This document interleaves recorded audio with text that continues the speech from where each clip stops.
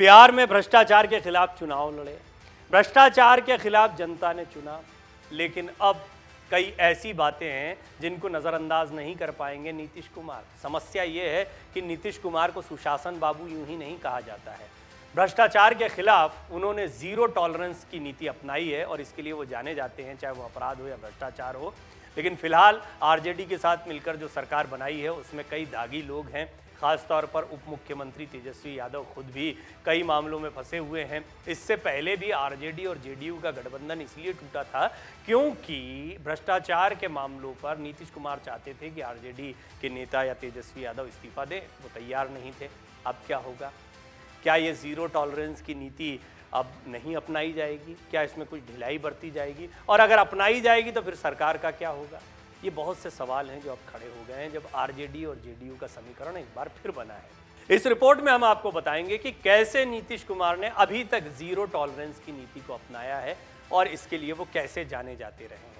और कोई भी मंत्री हो, उन्होंने बाहर करते हुए देर नहीं लगाई, या कोई भी मंत्री हो उसे इस्तीफा देना ही पड़ा जब भी वो नीतीश कुमार के मंत्रिमंडल में था और उस पर भ्रष्टाचार के आरोप लगे। पहले भी उन्होंने ये साबित किया है जब उनके मंत्रिमंडल में शामिल वैसे मंत्रियों को इस्तीफा देना पड़ा था जिन पर गंभीर मामलों में आरोप लगे थे, और वही जब तक वैसे मंत्रियों ने खुद को आरोप मुक्त नहीं किया तब तक उन्हें मंत्रिमंडल में शामिल नहीं किया गया। ये नीति रही है जीरो टॉलरेंस की नीति नीतीश कुमार की। ऐसे में एक बार फिर लोगों की नजरें सीएम नीतीश कुमार पर टिकी हुई हैं। दरअसल उनके कैबिनेट मंत्री कार्तिक सिंह पर एक गंभीर आरोप लगा है, जिसके बाद विपक्ष नीतीश कुमार पर हमलावर है और मंत्री कार्तिक सिंह को मंत्रिमंडल से बाहर करने की मांग हो रही है। मुख्यमंत्री नीतीश कुमार से जब इस संबंध में पूछा गया तो उन्होंने साफ कहा कि इस बारे में उन्हें जानकारी नहीं थी। अब तो हो गई है, अब क्या होगा? इसके बाद सवाल उठता है कि अगर जानकारी रहती तो फिर क्या नीतीश कुमार कुछ और करते? वहीं इस मामले में कार्तिक कुमार की तरफ से उनके वकीलों ने मीडिया के सामने पूरी बात रखी है और कार्तिक कुमार को बेकसूर बताया है। अब हम उन लोगों की बात करते हैं जिन लोगों को अपना मंत्री पद छोड़ना पड़ा था, यानी नीतीश कुमार की जीरो टॉलरेंस पॉलिसी भ्रष्टाचार को लेकर। अभी तो नीतीश कुमार ने कह दिया कि उनको जानकारी नहीं थी कि कार्तिक सिंह को सरेंडर करना था या उनके वकील सफाई दे रहे हैं, लेकिन अब जानकारी हो गई है, तब क्या हो रहा है या क्या होगा, ये भी बड़ा सवाल है। और ये सवाल इतिहास के कुछ मामलों से ज़्यादा गहरा जाता है। जैसे कि पहला उदाहरण मेवालाल चौधरी, उन्हें शिक्षा मंत्री का पद छोड़ना पड़ा था। क्यों? 2020 का मामला है ये। मेवालाल चौधरी को नीतीश कुमार की सरकार में शिक्षा मंत्री बनाया गया था। उन पर यह आरोप था कि जिस समय वो बिहार एग्रीकल्चर यूनिवर्सिटी के कुलपति थे उस समय नियुक्ति को लेकर कुछ गड़बड़ियां हुई थी। उन दिनों तेजस्वी यादव नेता प्रतिपक्ष थे। इस मुद्दे को उन्होंने काफ़ी जोर शोर से उठाया था। नीतीश कुमार के जीरो टॉलरेंस पर भी सवाल किए थे। आखिरकार मेवालाल चौधरी को अपने पद से इस्तीफा देना पड़ा था। मेवालाल चौधरी का निधन हो चुका है। दूसरा उदाहरण, भ्रष्टाचार से जुड़े मामले में परिवहन मंत्री आरएन सिंह को भी इस्तीफा देना पड़ा था।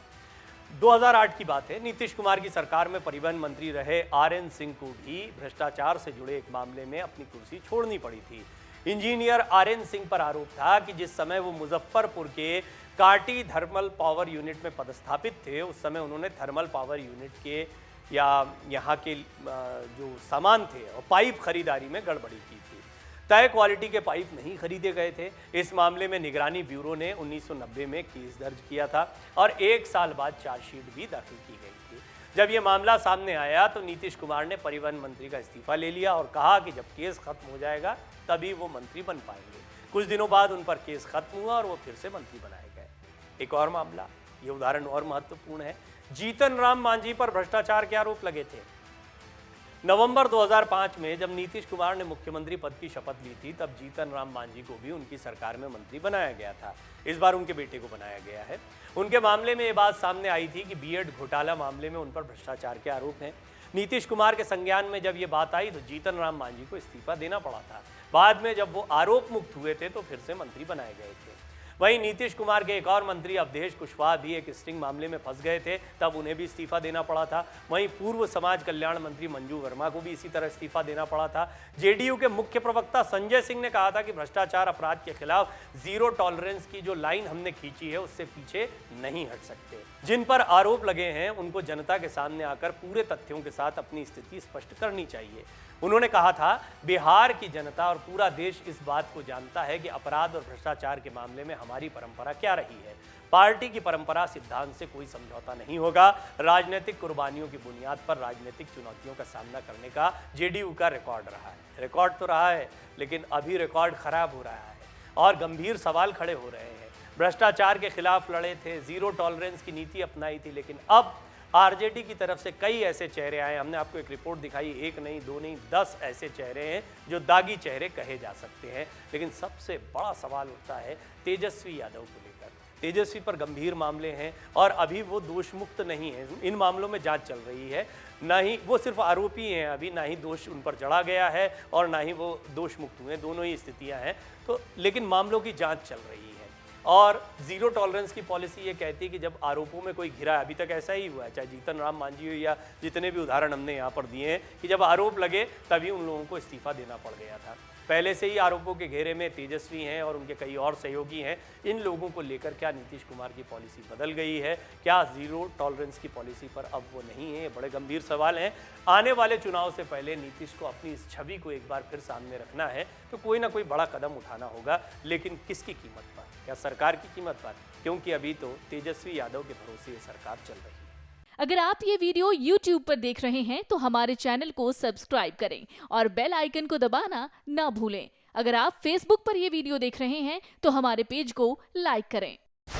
डाउनलोड करें अमर उजाला ऐप और पाएं खबरें लगातार।